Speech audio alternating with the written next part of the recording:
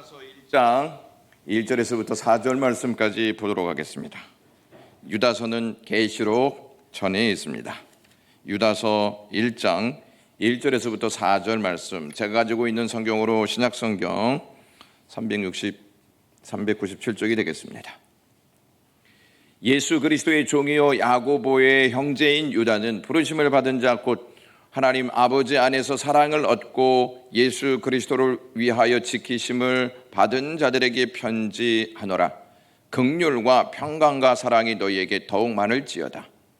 사랑하는 자들아, 우리가 일반으로 받은 구원에 관하여 내가 너희에게 편지하려는 생각이 간절하던 차에 성도에게 단번에 주신 믿음의 도를 위하여 힘써 싸우라는 편지로 너희를 권하여야 할 필요를 느꼈노니, 이는 가만히 들어온 사람 몇이 있음이라. 그들은 옛적부터 이 판결을 받기로 미리 기록된 자니 경건하지 아니하여 우리 하나님의 은혜를 도리어 방탕한 것으로 바꾸고 홀로 하나이신 주제 곧 우리 주 예수 그리스도를 부인하는 자니라. 아멘. 여러분, 혹시 서바이벌 게임이라고 들어보신 적이 있습니까? 두 팀을 이렇게 나누어서 한 팀 한 팀 이렇게 나누어서 방탄조끼를 딱 입고요, 동그랗게 생긴 장치가 거기에 부착되어 있습니다. 그러면 레이저 총으로 그 부착된 곳을 쏘게 되어지면 제가 점수가 올라가고 맞은 사람은 점점 힘을 잃는 게임입니다. 제가 이것을 언제 했냐면 이번 비전 출입 때 난생 처음으로 해보았습니다. 젊은이들과 생존을 위한 게임을 해보았습니다. 들어가기 전에 마냥 제 모습은 천사와 같았습니다. 게임이 시작되자 저는 천사의 가면을 벗고 저의 본능이 살아나오기 시작했습니다. 들어가기 전에는 큐티를 하고 밥을 먹으면서 사랑의 교제를 나누었습니다. 들어가는 순간 적으로 보기 시작하였습니다. 그래서 제가 가지고 있는 총을 무조건 쏘아댔습니다. 제가 살아야 하기 때문에 쏠 수밖에 없었습니다. 청년들도 들어가는 순간 저를 목사로 보지 않았습니다. 적으로 보았죠. 이때 아니면 적으로 볼 시간이 없다, 이렇게 생각해서 무조건 쏘는 것이었습니다. 제 생각에 피차일반이다, 이판사판이다. 저에게 아주 가까이 와서 막 총을 들이대면서 적으로 보면서 저를 공격하는 것이었습니다. 그래서 제가 방법을 딱 강구했습니다. 가까이 와서 총을 쏘려고 하면 제가 총구를 하늘 위로 딱 못 쏘게 만들었습니다. 제가 살아야 하기 때문입니다. 그 친구들보다 제가 힘은 조금 더 셌던 것 같습니다. 살기 위해서 저도 발버둥 쳐야 했고 힘을 써야 했습니다. 이 서바이벌 게임을 통해서 저는 생존하려면, 살아나려면 싸움이 필수적이다 하는 사실을 깨닫게 되었습니다. 생존을 위해서, 살아남기 위해서 하는 싸움은 두 가지를 반드시 알고 싸워야 합니다. 하나는 지켜야 할 것을 위해서 싸워야 한다는 것입니다. 내가 가지고 있는 것을 지키기 위해서 싸워야 하는 것입니다. 다른 하나는 진짜 적이 누구인지를 알고 싸워야 한다는 것입니다. 우리가 싸워 지켜내야 할 것은 믿음의 도입니다. 믿음의 도가 어렵죠. 다른 말로 하면 복음입니다.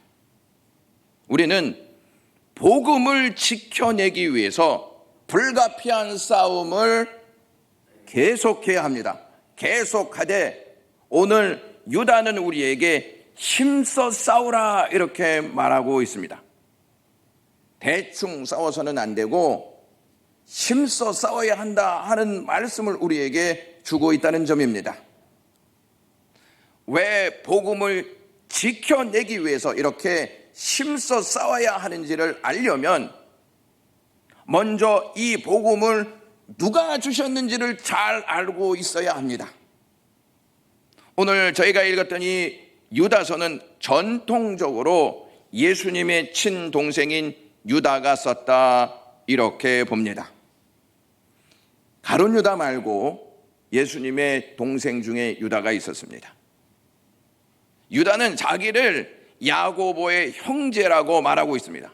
야고보도 예수님의 동생이었습니다.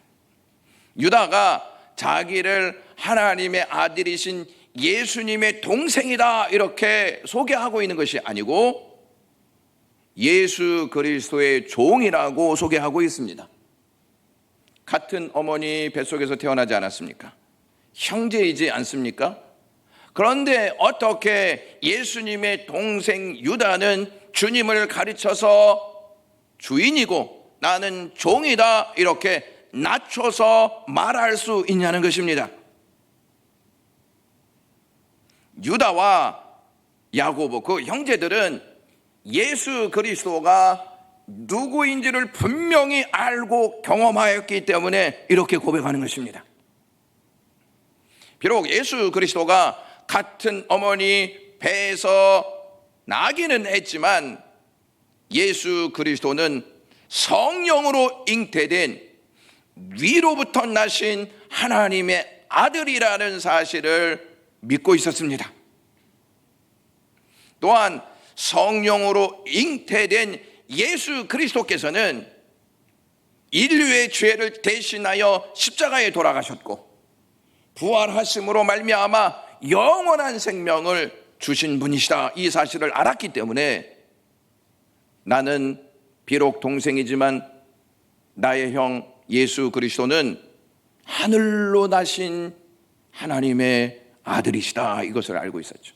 이것을 알면 나를 종으로밖에 생각하지 않는다 하는 것을 우리가 잊지 마셔야 합니다.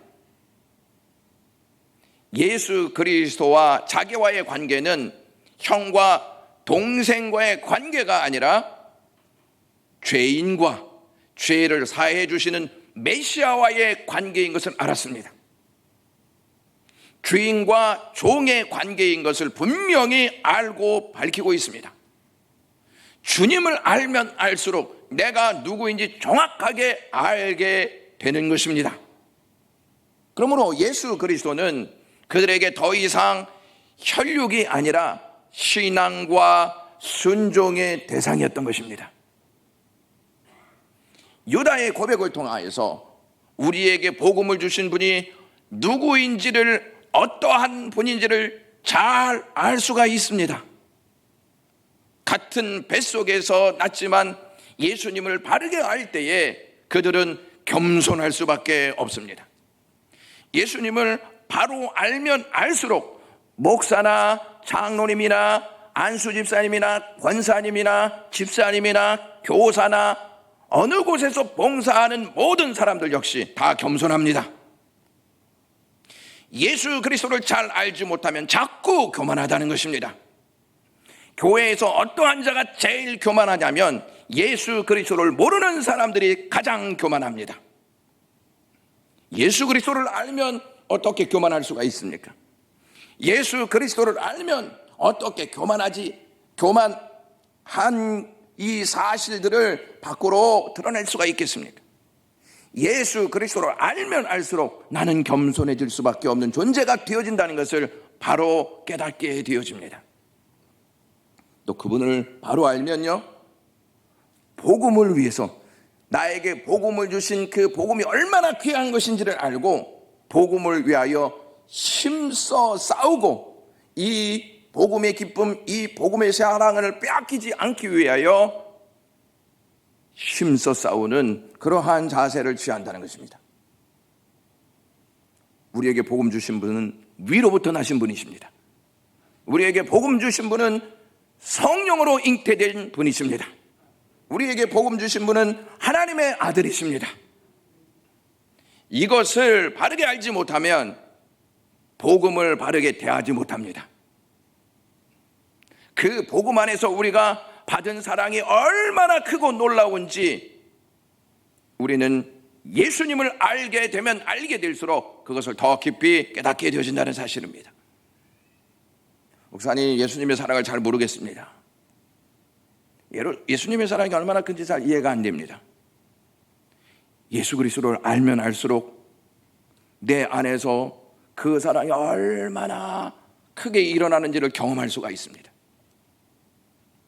예수 그리스도를 알면 할수록 내가 주님밖에 사랑해야 할 분이 없다는 사실을 분명하게 깨닫게 되어집니다. 유다가 말하는 믿음의 도는 주님이 우리에게 주신 복음입니다. 주님이 우리에게 복음을 주셨기 때문에 이것을 지켜내기 위해서 유다는 힘써 싸워야 한다, 이러한 메시지를 우리에게 주고 있습니다. 여러분, 이 복음이 이 세상에서 가장 보배로운 것인 줄로 믿습니다. 이 은혜를 빼앗기지 아니하기 위해서 우리는 힘써 싸워야 합니다. 오늘 본문에 힘써 싸우라 이렇게 말하고 있지 않습니까? 이 말이 어떠한 뜻을 가지고 있냐면 격렬하게 싸우다라고 하는 뜻을 가지고 있습니다. 대충 싸워야 할 것이 아니고 격렬하게 싸워야 한다. 그만큼 이 복음을 빼앗으려고 하는 악한 적들이 우리에게 얼마나 많이 침투해 들어오는지를 예상하게 하는 대목입니다. 이 싸우다라고 하는 이 본문은요, 현재형으로 되어 있습니다.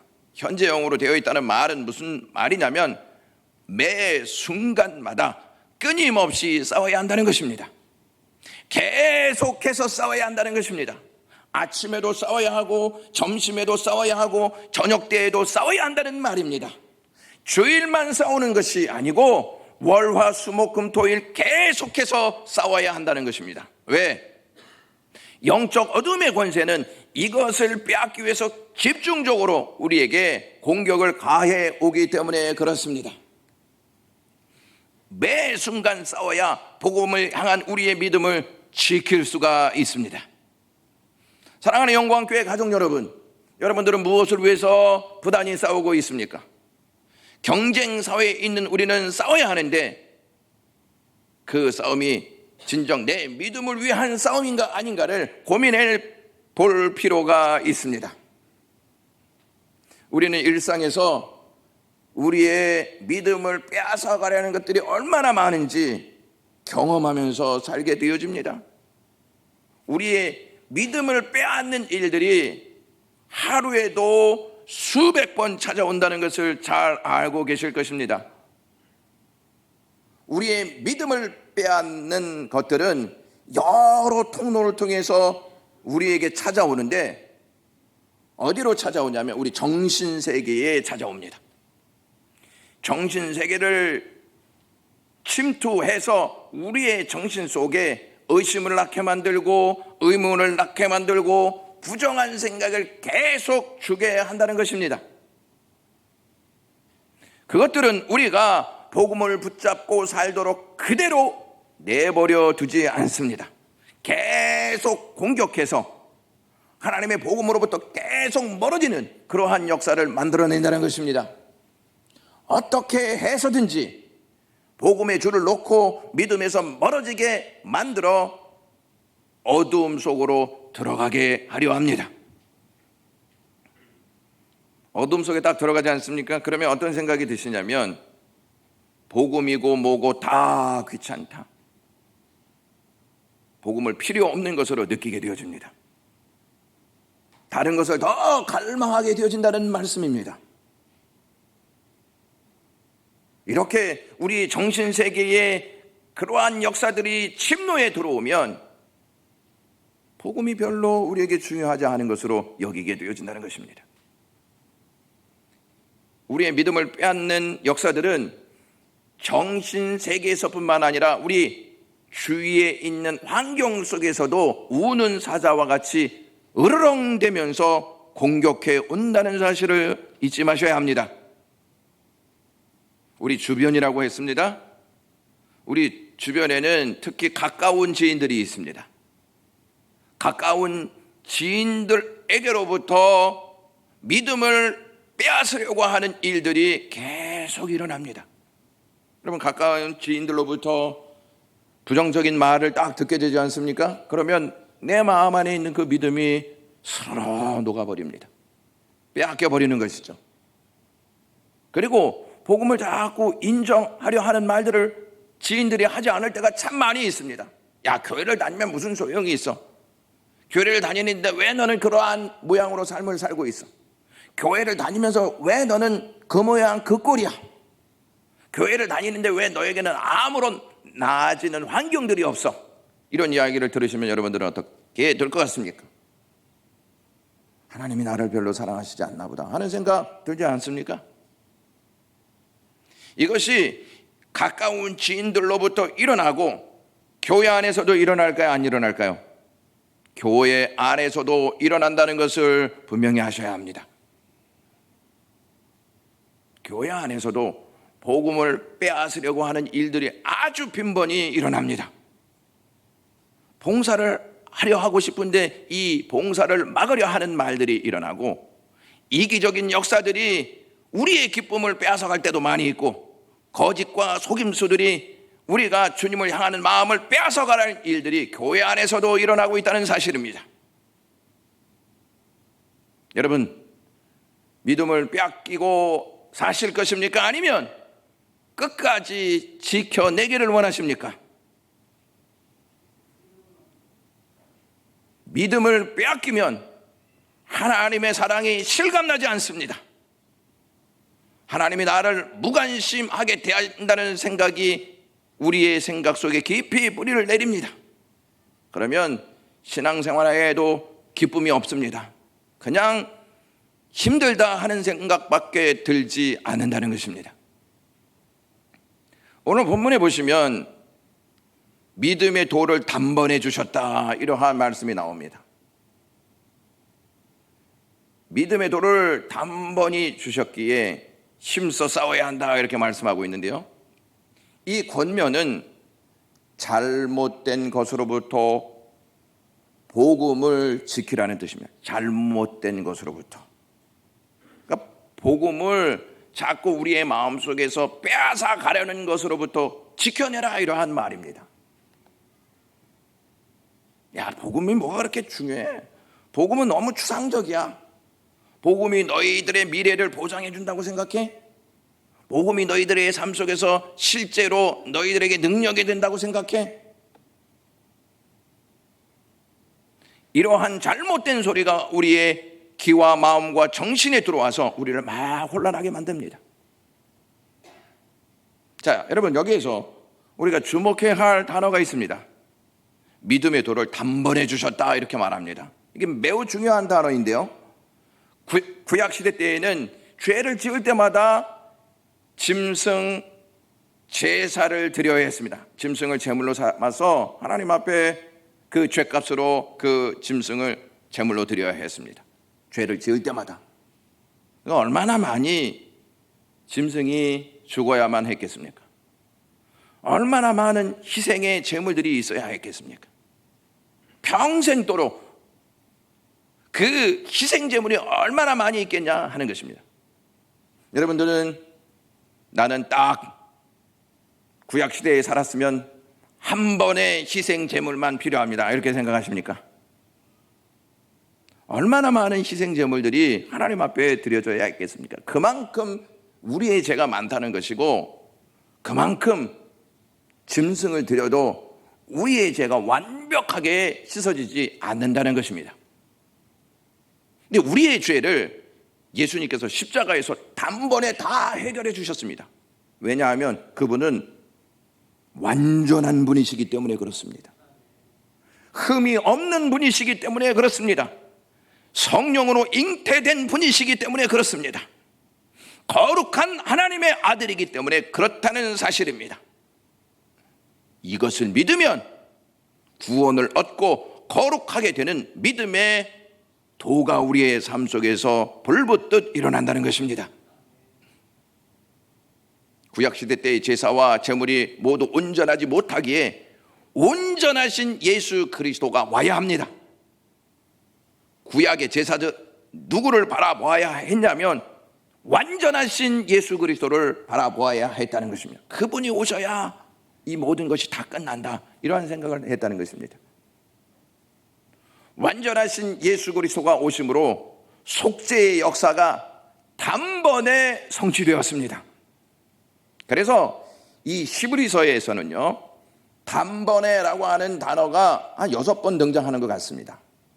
한번 보여주시면 7장 7절에 단번에 자기를 드려, 9장 12절에 단번에 성소에 들어가셨느니라, 9장 27절에 단번에 제사로 드려 죄를 없게 하시려고 세상 끝에 나타나셨느니라, 이렇게 말씀합니다. 또 9장 28절에 많은 사람의 죄를 담당하시려고 단번에 들이셨고, 이렇게 말씀합니다. 10장 2절에 단번에 정결케 되어 10장 10절에 예수 그리스도의 몸을 단번에 드림으로 그분 한 분만으로 만족하다는 것입니다. 그분 한 분만으로 다 끝난다는 것입니다. 그분 한 분이 드려지면 더 이상 드려질 게 없다는 말씀입니다. 이렇게 예수 그리스도는 완벽하신 분이시고 완전하신 분이시고 온전하신 분이십니다. 그래서 그분에게만 진실된 생명이 있고 그분에게만 참된 진리가 있는 것입니다. 예수 그리스도의 단번에 드려지신 그 역사로 우리가 정결케 되어지고요, 거룩한 하나님의 백성이 된 것입니다. 교회는 우리의 욕심만큼이나 병에 걸리기 매우 쉽습니다. 몸의 질병을 의사가 진단하고 치료하지 않습니까? 마찬가지로 교회는 영적인 공동체로 그리스도의 몸입니다. 이 몸에 침투한 질병을 진단하고 치료해야 합니다. 유다가 초대교회에 보낸 이 편지는 바로 병든 공동체에 대한 진단과 치료에 관한 메시지입니다. 여러분, 그 당시에 있는 그리스도인들에게만 질병과 치료를 받아야 하는 환경 속에 놓여 있다고 생각하십니까? 우리는 어떻습니까? 우리도 다 마찬가지 아니겠습니까? 이럴 때마다 이 유다가 하는 메시지가 뭐냐면 그리스도를 바라봐라. 우리에게 복음을 주신 그 복음이 얼마나 귀한지를 자꾸 주목해라. 그래야 우리가 다시 일어날 수 있고 우리가 치료받을 수 있고 우리가 영적 싸움에서 승리할 수 있다, 이 메시지를 주고 있는 것입니다. 여러분, 공부할 때마다, 여러분 힘들 때마다 예수 그리스도를 생각하시기를 주님의 이름으로 간절히 소망합니다. 멈추지 말아야 합니다. 목사도 멈추지 말아야 하고 장로님들도 멈추지 말아야 하고 안수 집사님, 권사님, 집사님들, 주일학교 교사 다 마찬가지입니다. 영유아로부터 장년에 이르기까지 그리스도의 생각을 멈춰서는 안 된다는 사실을 잊지 마셔야 한다는 것입니다. 우리가 예배를 드리는 이유 중에 하나가 그리스도를 자꾸 생각하기 위해서 예배를 드리는 것입니다. 그리스도를 자꾸 생각하면 내가 얼마나 큰 사랑을 받고 있는지를 깨닫게 된다는 사실이죠. 그분이 우리에게 주신 복음이 얼마나 귀한지를 알게 된다는 것입니다. 그래서 예배를 참석하고 그 말씀을 듣는 것입니다. 여러분, 이 유다 시대 때에 유다서가 작성되어질 이 초대교회 시대 때에는 이단들이 교회에 침투해서 지속적으로 거짓된 메시지를 주었습니다. 좀 어려운 말로 영지주의라 하는 이단들이 교회에 침투해 들어와서 자꾸 복음을 빼앗으려는 역사들이 있었다는 것입니다.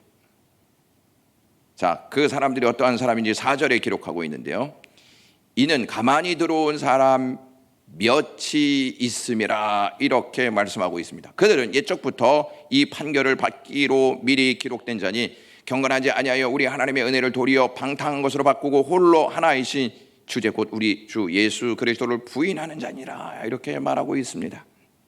여러분, 옛적부터 판결 받기로 작정한 사람입니다. 그러니까 어둠의 자녀라는 것입니다. 어둠의 자녀들이 교회 안에 들어와서 복음을 향하여 나아가는 빛의 자녀들의 걸음을 자꾸 못 가게 막는다는 것입니다. 이단들이 들어와서 믿음의 도를 빼앗아 가기 위해서 무척 애를 쓴다는 것입니다. 그래서 이단은 우리의 믿음의 도를 빼앗기 위한 목적으로 찾아오는 것입니다. 여러분, 교회 앞에 보면 우리가 신천지를 금합니다 이렇게 되어 있지 않습니까? 왜? 그들이 들어오면 믿음의 도인 복음을 빼앗아 가려 하는 목적을 갖고 들어오기 때문에 그렇습니다. 여러분, 우리 안에 있는 믿음이 이제 빼앗기기 시작하지 않습니까? 그러면 점점 잊어버리는 게 있습니다. 그게 무엇이냐면 은혜에 대한 망각입니다. 나는 은혜 받고 있지 못해, 이러한 거예요. 매우 위험한 생각인 것이죠. 여러분, 은혜 받고 있습니까? 아니면 은혜가 전혀 없습니까? 지금 이 분위기는 우리에게는 조금 은혜가 필요합니다, 목사님.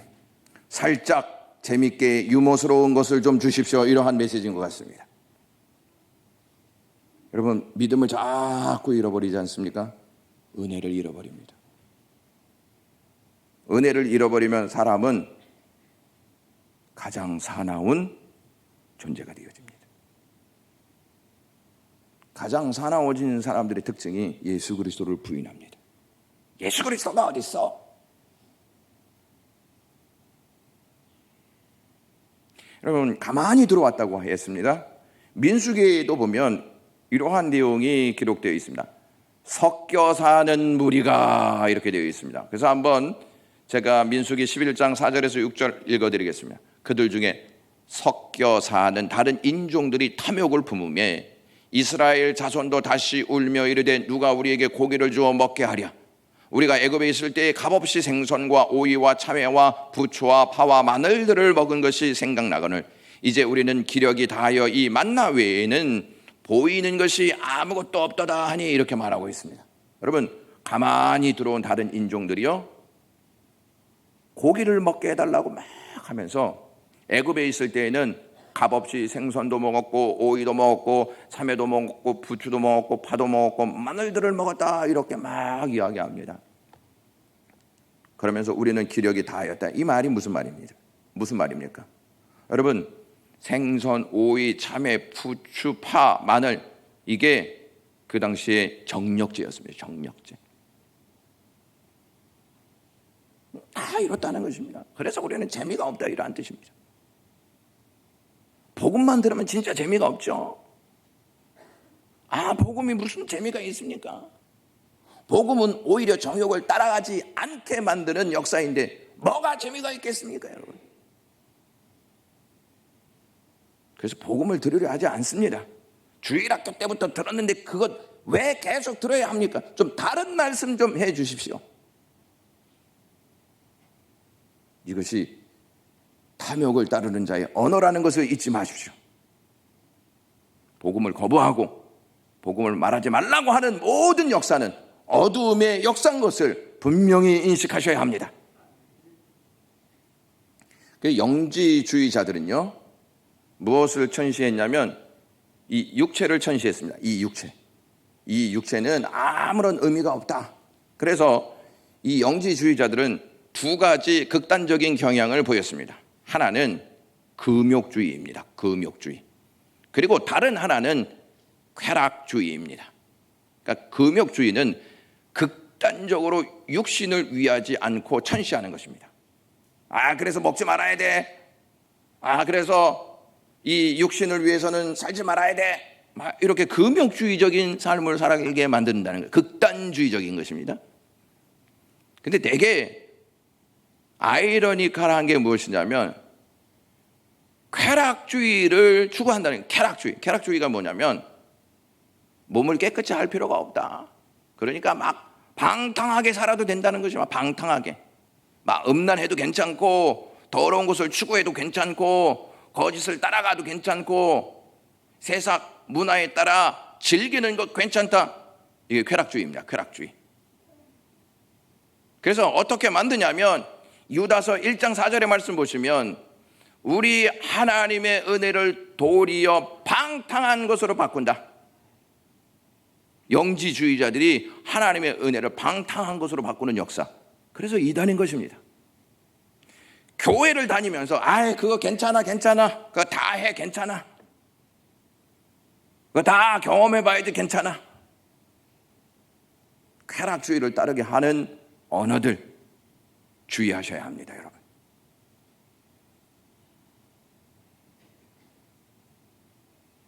이것을 주의하지 않고 자꾸 허용하지 않습니까?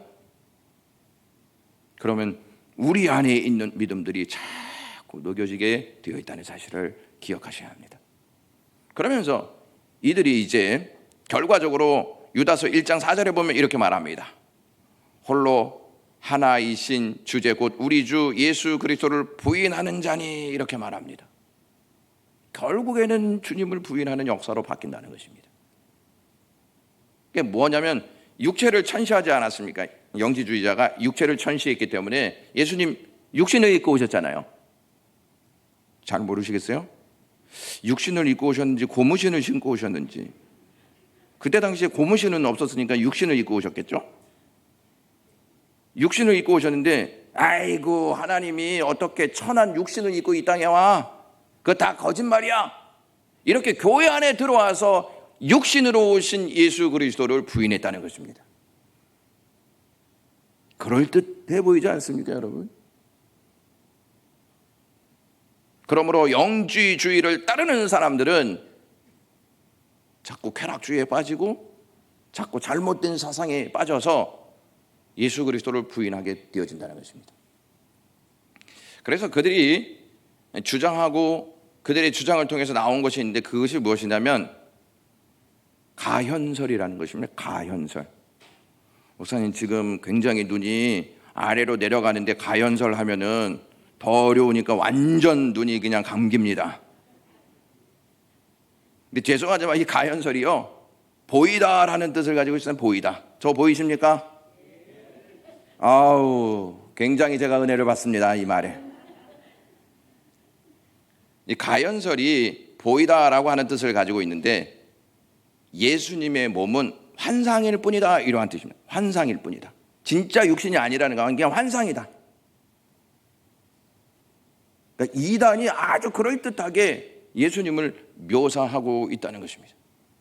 이러한 주장을 초대교회 안에 있었던 사람들이 계속 이 거짓된 역사로부터 이것을 듣게 되었다는 것입니다. 그래서 요한일서를 보면 요한이 이렇게 설명하는 내용이 있습니다. 4장 2절에서부터 3절. 이로써 너희가 하나님의 영을 알지니 곧 예수 그리스도께서 육체로 오신 것을 시인하는 영마다 하나님께 속한 것이요 예수를 시인하지 아니하는 영마다 하나님께 속한 것이 아니니 이것이 곧 적그리스도의 영이니라, 이렇게 말하고 있습니다. 그러니까 예수를 자꾸 환상으로 이야기하면 적그리스도예요. 그리고 예수 그리스도를 부인하지 않습니까? 적그리스도입니다. 예수 그리스도를 말하지 않지 않습니까? 적그리스도입니다. 자, 예수 그리스도가 우리에게 복음을 주셨습니다. 믿습니까? 그분은 하나님의 아들이셨습니다. 자, 우리가 복음을 받았지 않습니까? 복음을 받은 우리가 누구인지를 정확하게 알 필요가 있습니다. 그것을 이 유다가 이렇게 1절에 3가지로 묘사해 주고 있습니다. 첫 번째가 부르심을 입은 자, 이렇게 말합니다. 우리가 부르심을 입었다, 이렇게 말합니다. 누구로부터 부르심을 입은 것입니까? 하나님으로부터 부르심을 입었습니다. 저와 여러분들이 하나님으로부터 부르심을 입은 줄로 믿습니다. 제가 불러서 온 게 아니지 않습니까? 장로님들이 불러서 온 게 아니지 않습니까? 하나님이 부르셔서 온 것입니다. 그래서 우리는요, 어떠한 정체성이 있어야 하냐면 나 하나님이 부르셨어, 이 정체성이 있어야 한다는 것입니다. 부르심을 입은 자라고 하는 이 뜻이 어떤 뜻이냐면 하나님으로부터 택정을 입은 자라는 뜻이에요. 하나님으로부터 나 택함을 입었어. 여러분, 너무 귀한 복음 아니겠습니까? 세상을 만드신 그 하나님께서 나를 선택하셨습니다. 옛날 조정에서 세자비를 고르는 일을 간택이라고 했습니다. 간택. 택정이라고 했습니다. 골라 뽑는다는 뜻입니다. 골라 뽑는다. 하나님의 부르심을 입은 자가 다름 아닌 하나님이 특별히 골라서 뽑은 자입니다. 그러니까 여러분 삶 속에 한번 적용시켜 보십시오. 하나님이 특별히 이 시대에 여러분들을 골라 뽑았습니다. 은혜입니까 아닙니까? 목사님 그걸 어떻게 합니까? 하나님이 우리 뽑았는지 안 뽑았는지. 우리가 뽑기입니까? 하나님이 여러분들을 선택하셨기에 이 자리에 나와서 하나님을 예배하는 예배자가 되어진다는 것입니다. 하나님의 부르심을 입은 자가 존귀합니까? 존귀하지 않습니까? 너무 존귀하지 않습니까? 그래서 우리는 존귀한 자라고 말할 수 있는 것입니다. 그 다음에 또 하나가 있습니다. 사랑을 얻은 자다 이렇게 말합니다. 만유의 구주이신 하나님께서 우리에게 사랑을 주셔서 우리가 사랑을 얻게 되었습니다. 여러분 옛날에 그 세자비로 딱 책정이 되지 않습니까? 그러면 시아버지인 임금을 자주 만났을까요? 못 만났을까요? 1번 못 만났다, 2번 못 만났다, 3번 못 만났다. 3번도 맞고 2번도 맞고 1번도 맞습니다. 잘 못 만났습니다. 남편도 자주 만날 수 있었을까요? 자주 못 만났습니다.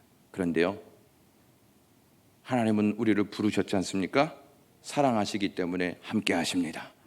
그래서 저와 여러분들은 존귀한 자다 이렇게 말씀드릴 수가 있습니다. 마지막 하나는 예수 그리스도를 위하여 지키심을 입은 자들이다 이렇게 말합니다. 여러분 예수 그리스도를 위하여 우리는 지키심을 입은 자들입니다.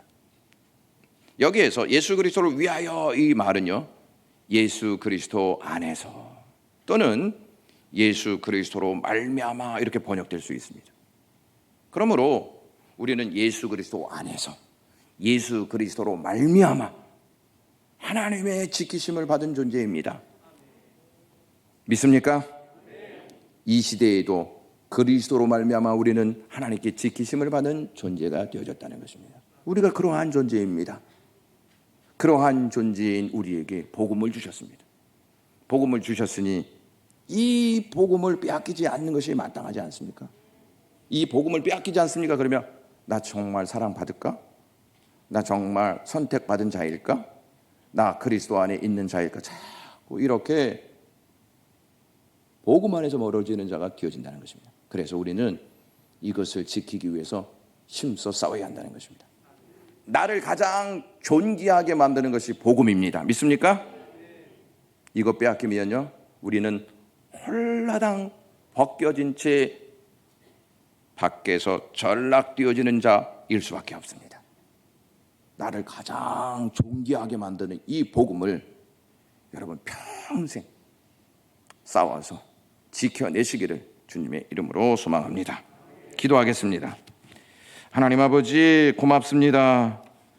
우리에게 복음 주시고 우리에게 사랑과 선택과 그리스도 안에 거할 수 있는 삶 주시니 고맙습니다.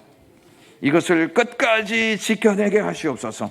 어떠한 상황 가운데에도 이것을 빼앗기지 아니하는 영광의 모든 가족들이 되게 도우시옵소서. 예수 그리스도의 이름으로 기도드리옵나이다. 아멘.